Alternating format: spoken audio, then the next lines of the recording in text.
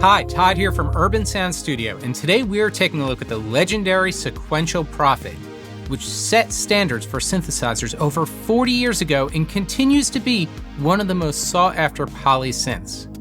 Today, in this first video, we are going to explore the basics of subtractive synthesis through the layout and architecture of the Prophet.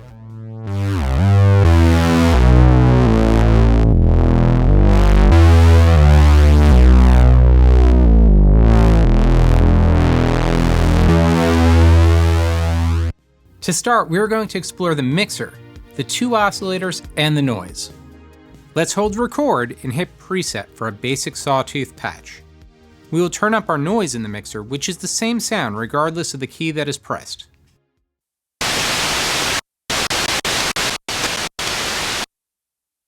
In oscillator B, we have three different waveforms. Let's start by checking out sawtooth. It has a ton of buzzy harmonics and is really bright.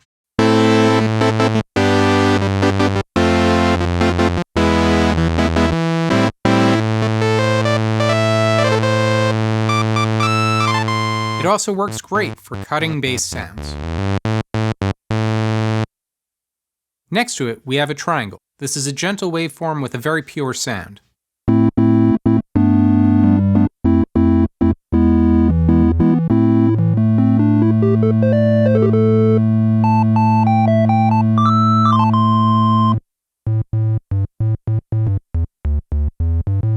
Last, we have a pulse wave. It has a nice full sound and is used a lot to mimic clarinets or deep basses.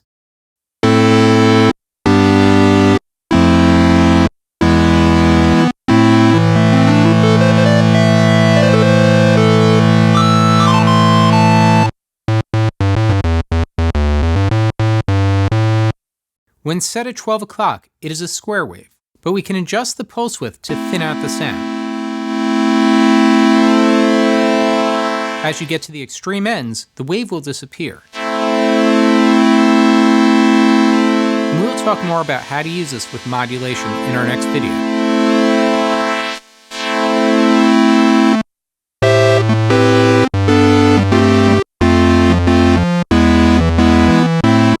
You can also combine different waveforms.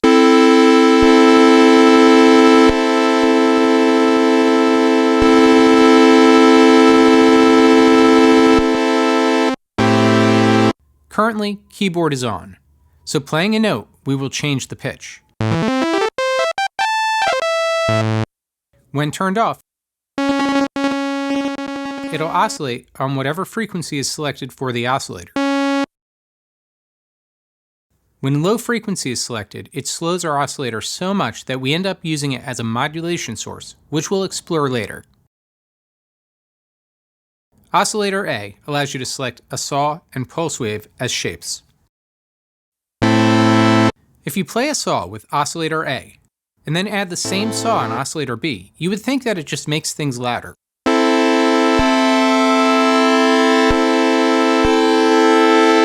But due to the analog differences between the two oscillators, we get a nice layering of sounds. And if we use the fine-tune knob on oscillator B, we can start to have the pitches drift apart to make our sounds create a chorusing effect.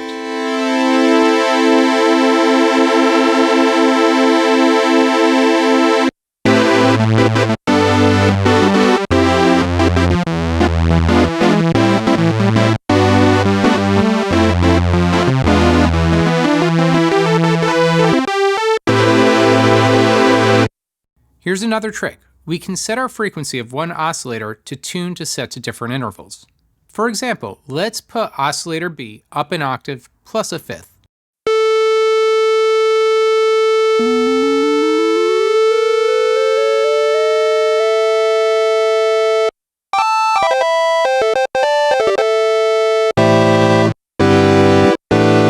By doing this, our mixer starts to act more like organ drawbars, where we can mix in the proper amount of harmonic content.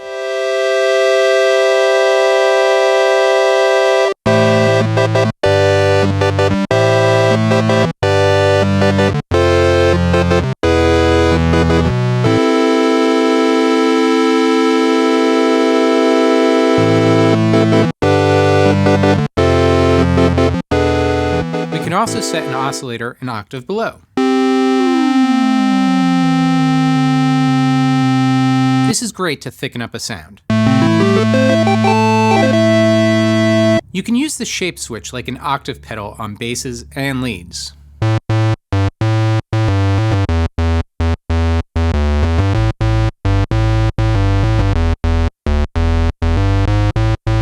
You can also thin out a pulse wave to get a clav type sound, but then use the octave to beef it up when needed.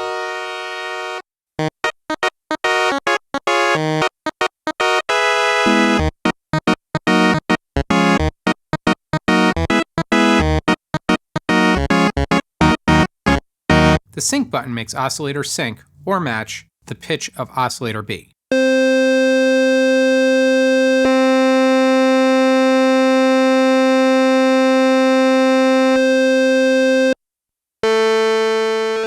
The effects of this are that changing the frequency of A starts to affect the timbre of oscillator A.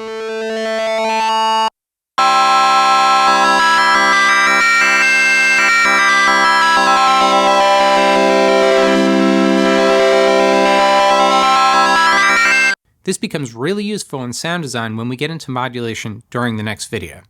Now let's take a look at the amplifier section and how to use the ADSR envelope to shape your sound. So we hit a note, it goes on instantly and disappears on the release of the key.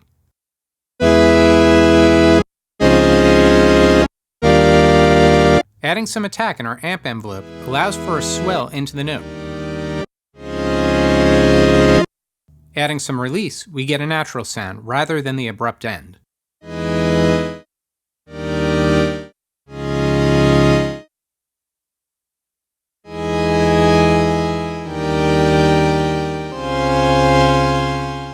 When the release button is off, a foot pedal will determine when to engage the release stage.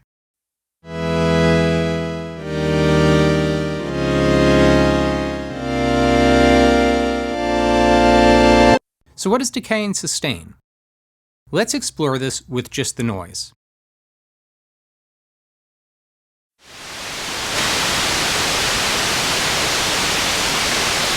Sustain is the level of the note while it's being held.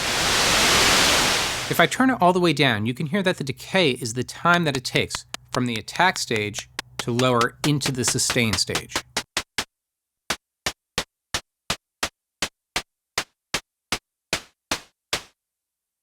When combined with a little sustain and release, we get a nice plucky sound. Let's add a little more attack and release for a natural sound.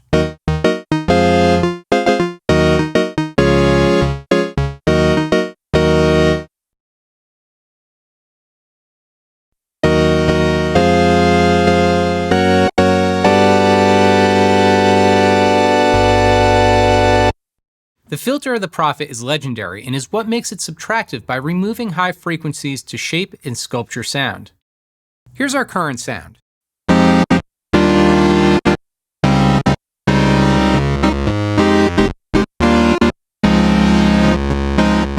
What if we wanted to remove some of the upper frequencies from that sound?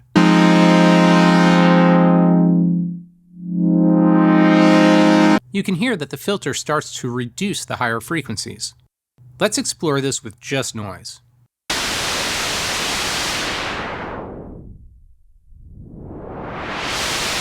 The cutoff determines at what frequency we roll off the high end. The resonance puts some emphasis at the cutoff frequency for a bump.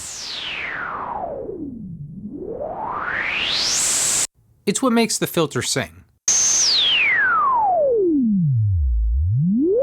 What is interesting about the Prophet filter is you could hear that it is quantized to step in semitones rather than having a smooth sweep.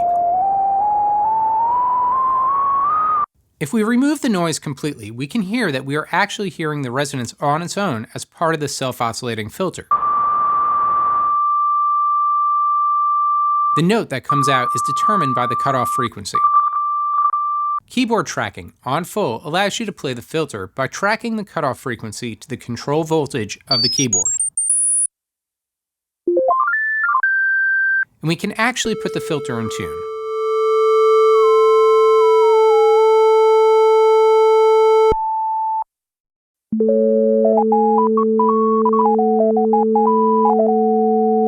This lets you literally play the filter or use it as a source to combine with the oscillators.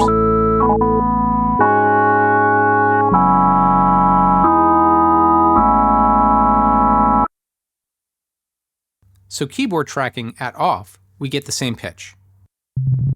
At full, it'll track to the keyboard. And at half, it gives partial tracking for less predictable sounds.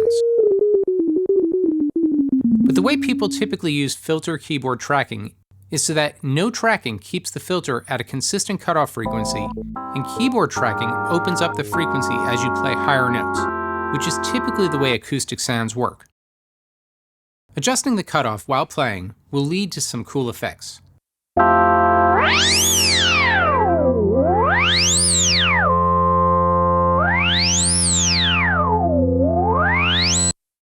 This is where the envelope amount comes in. By turning it up, we can have the filter envelope located below modulate the cutoff frequency. So with a long attack, we get an opening wah type sound.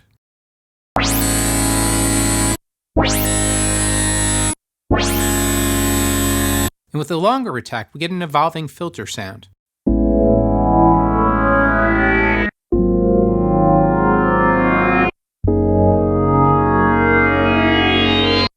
With a long release, we can hear the filter close at the end of the sound.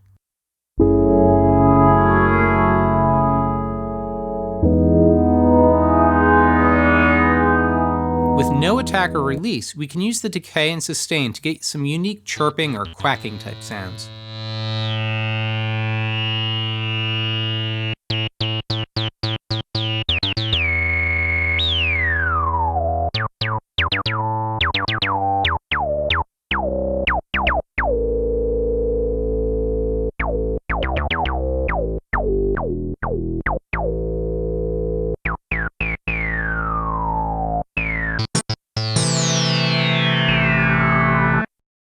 Combined with a little attack and lowering the cutoff, we could get a nice funky sound.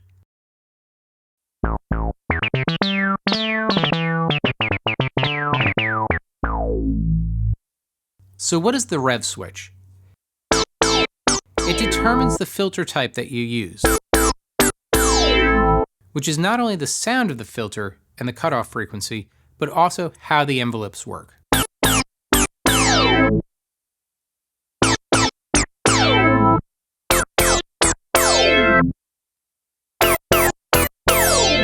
In some settings, it's only a slight difference, and in others, it'll be more dramatic. Now, let's take a look at the Unison mode and the glide, as well as the vintage knob on the Rev 4. By hitting the Unison button, we can get our Prophet to play on only one note.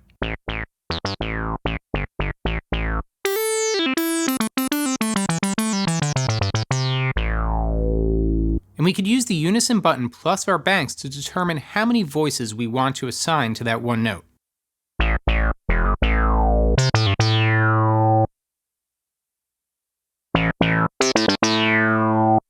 Glide allows us to slide between unison notes. This can be great on basses and leads.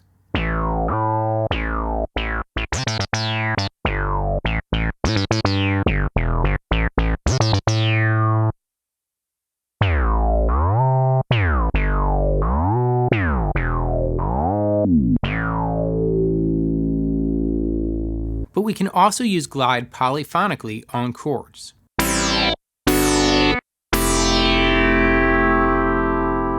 The longer you set the rate, the more you'll be able to hear the voices slide into each other.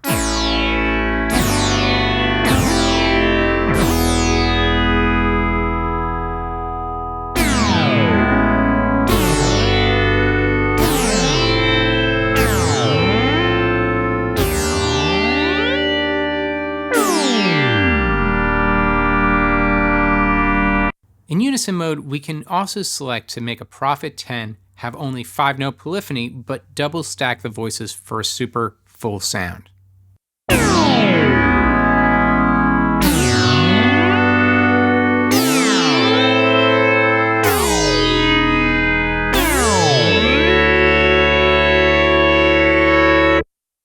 The Prophet Rev 4 offers a vintage knob.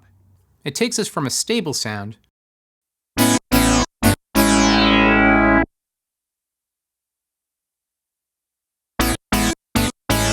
all the way up to detuned oscillators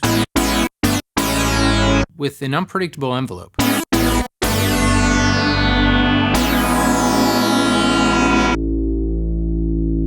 Rev 3 to 4 is where I find most of my sounds sound the best.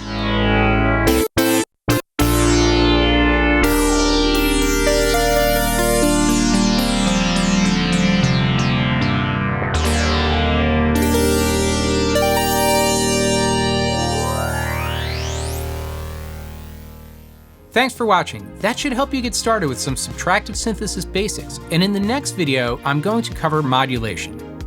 In the meantime, leave some comments below and please help support the channel by liking and subscribing.